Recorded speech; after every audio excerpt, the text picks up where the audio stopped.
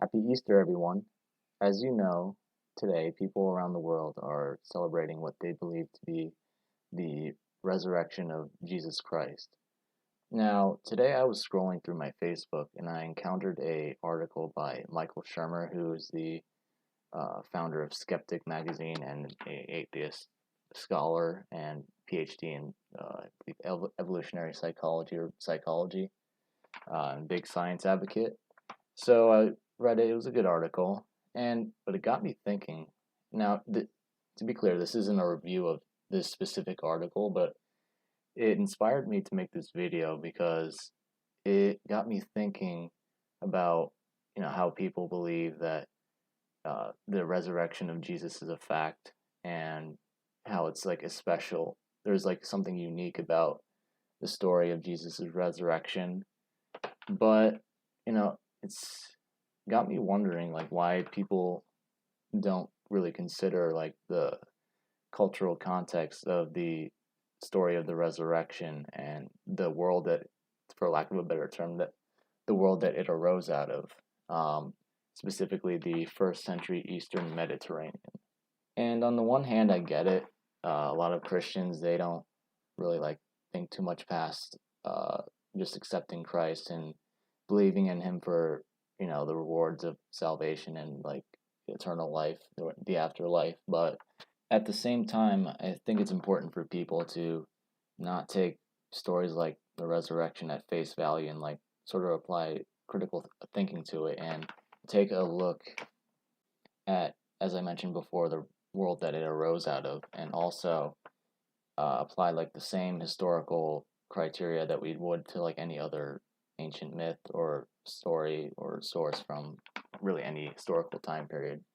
As Bart Ehrman has pointed out, and he was mentioned in Michael Shermer's article, um, the reason why we cannot say that the resurrection historically happened is because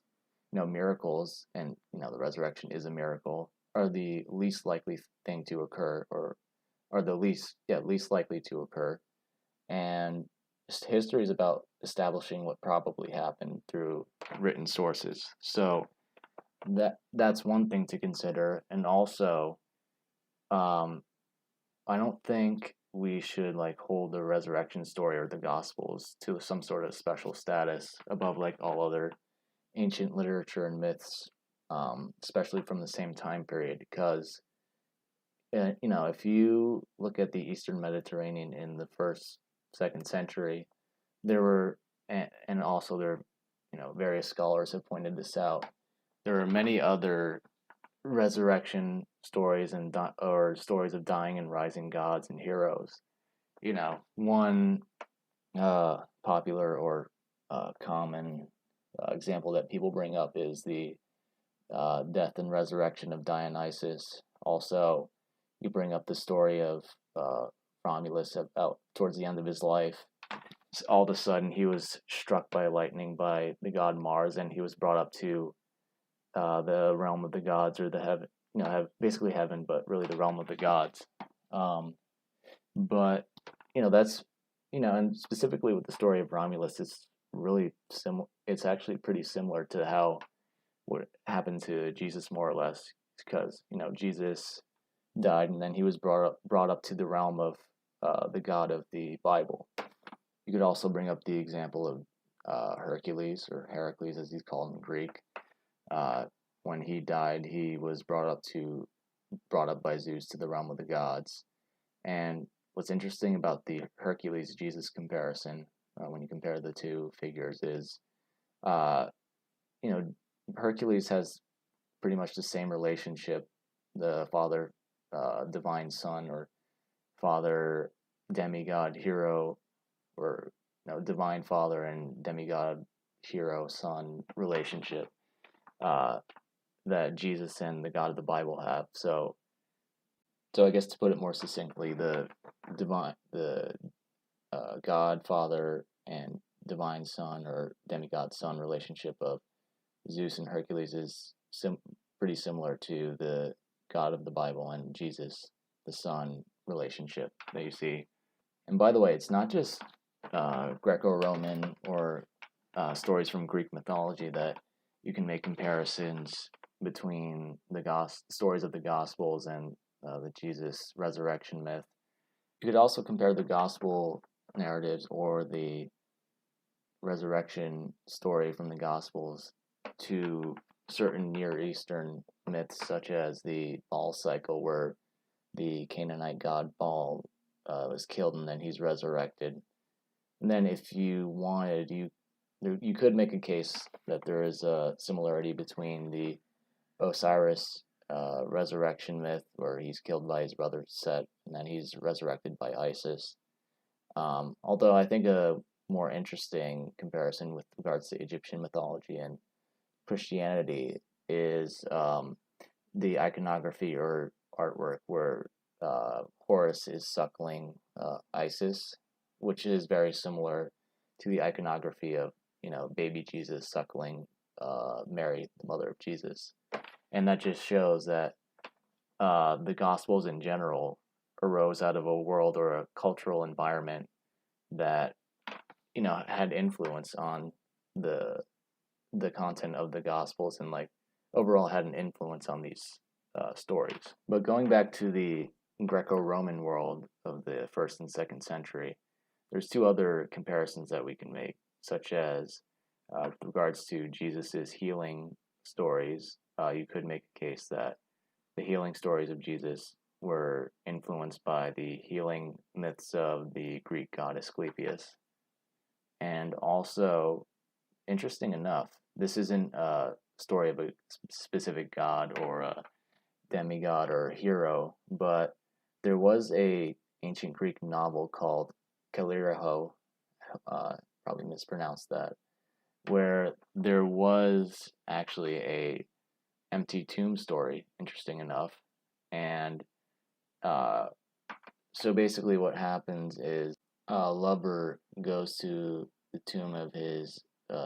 what appears to be his deceased spouse or lover, and he finds that it's empty. So he just assumes that she became a god and ascended to the realm of the gods. And that kind of points to like a trope of, if there's an empty tomb, then it's assumed that this individual in that tomb must have been raised to the realm of the gods or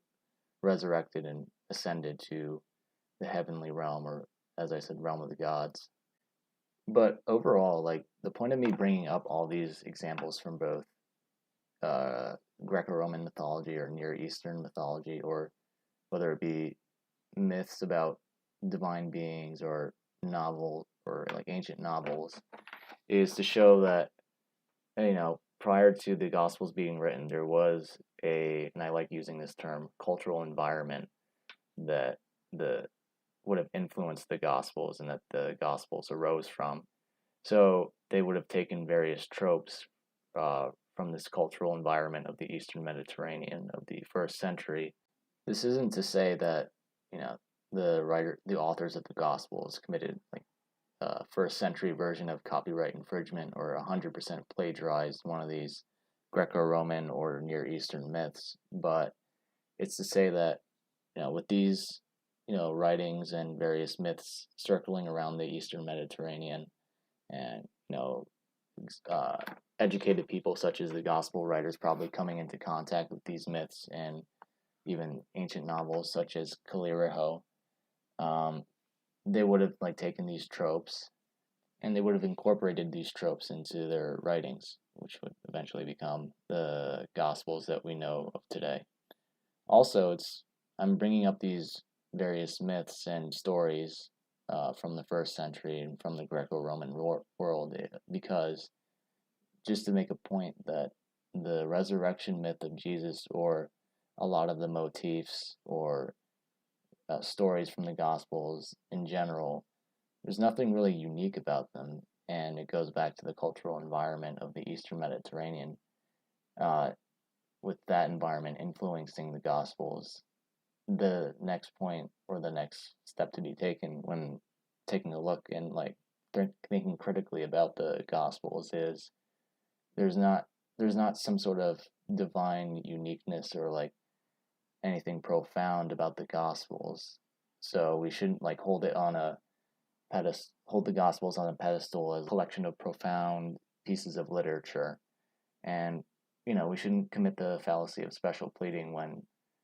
discussing whether the resurrection of Jesus or whether the various stories in the Gospels or just in general whether the Gospels are historically accurate. So, that's my 2 cents about the Gospels and the resurrection story of Jesus. So let me know what you think in the comments.